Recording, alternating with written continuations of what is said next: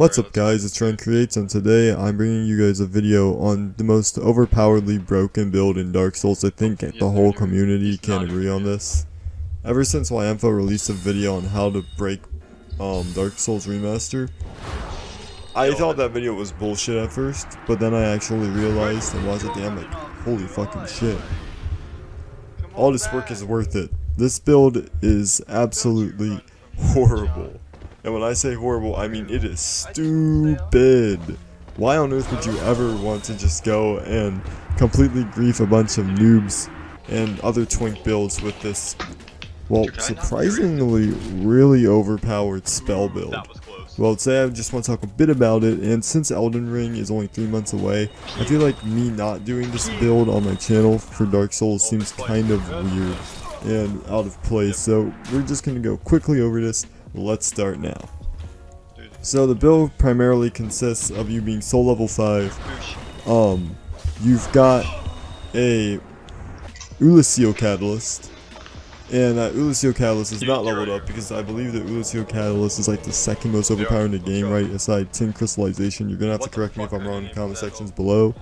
But then you have your main spell, the Dark Bead. Now I do believe if you keep going you can get the the Dark Orb as well, which is pretty good. I think if I were to put that on this build, it would be way too overpowered. I'm actually coupling Great Soul Arrows and Great Heavy Soul Arrow with it, but I think if you were to have Dark Orb, that excuse me, I think if you would have Dark Orb, that would definitely be a lot more effective than those two, especially how fast it is and how powerful.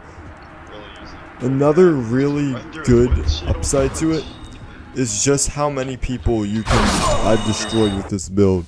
Now, to be honest, I usually just end up one-shotting it. I know a lot of people say anything that's too easy is just as bad as something being too hard. I do agree with that, but again, it was fun to do for just like 1 day, maybe 2 days, okay, maybe 3 days.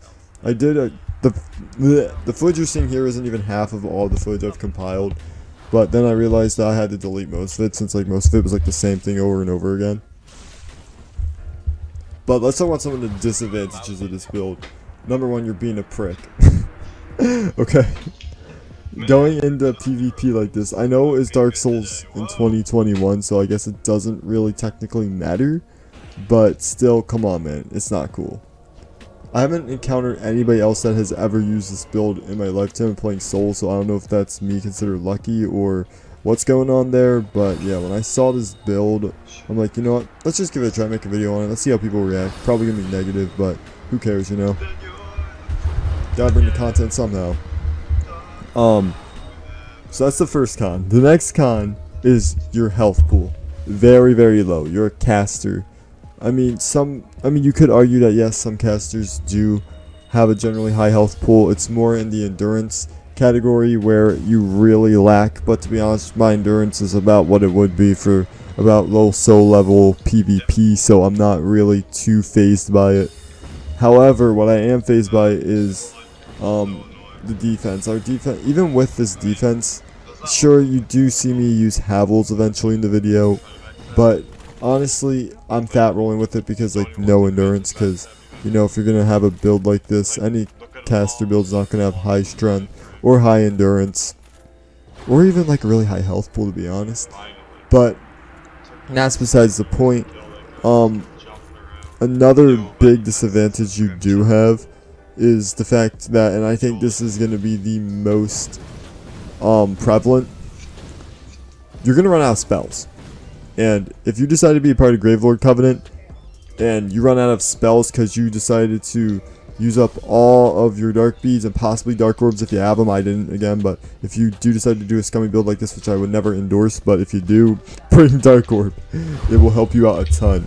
I think you can, I think you'll have enough attunement to be able to couple it anyways, so you should be good. I'll put the stats up on the screen right now. So yeah, you should be able to, well, work your way in and get the Dark Orb. I believe the Dark Orb is in Oolacile Township, so it shouldn't be that difficult to get. Just run a little bit more from the bonfire in the Oolacile dungeon, and since you have that overpowered spell, you should be able to carry through and obtain it. Overall, the strategy for this build is basically you gotta be a bit unpredictable. Yeah, unpredictable, because you have to make sure that you can land this. Remember, you only have 4 shots of this dark bead. The dark bead is really powerful up close. I mean, I've one-shotted a lot of people up close with it, and even in like level 120 PvP, I've like shreked people with it, just up close, boom, and they're done for. Because again, it's powerful enough as it is, but then you have an overpowered catalyst. You're up close, which means all the beads are gonna hit it, which is doing crazy damage. And on top of all of that, you're likely gonna have players that are either inexperienced or don't have high health pools. So, yeah. The next strategy is the backstab strategy. Now, again, I do recommend having some type of weapon. I usually have like a dagger or no weapon in hand. I don't like to show that I have the catalyst at first, because you know it looks kind of sketchy. People will know you're a twink probably if they've seen my infamous video, which who hasn't already, they'll probably know what you're trying to do. But there are going to be the noobs on the game that won't. Either way, I usually do carry a dagger with me to get a backstab, not for the damage, but just for the backstab reasons. And then I'll follow that up as they're recovering, getting up from the backstab animation. That's when I will use my dark bead and usually one-shot them. Overall, I do like to have a bit of defense. I think that Grimchan's head with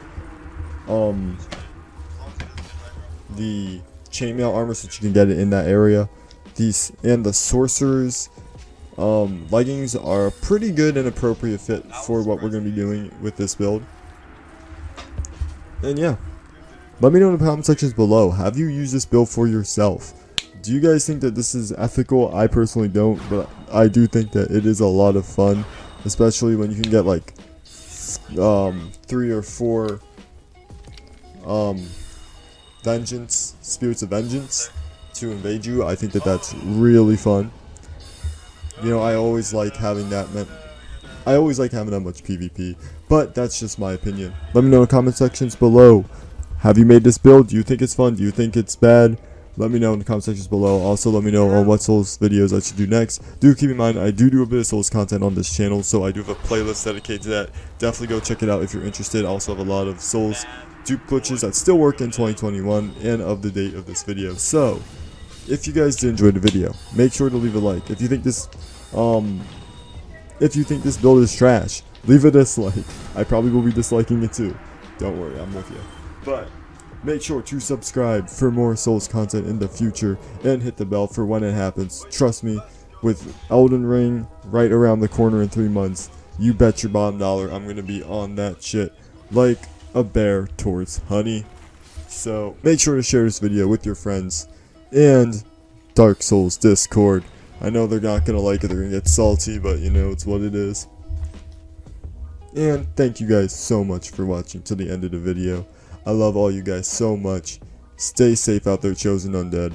And peace.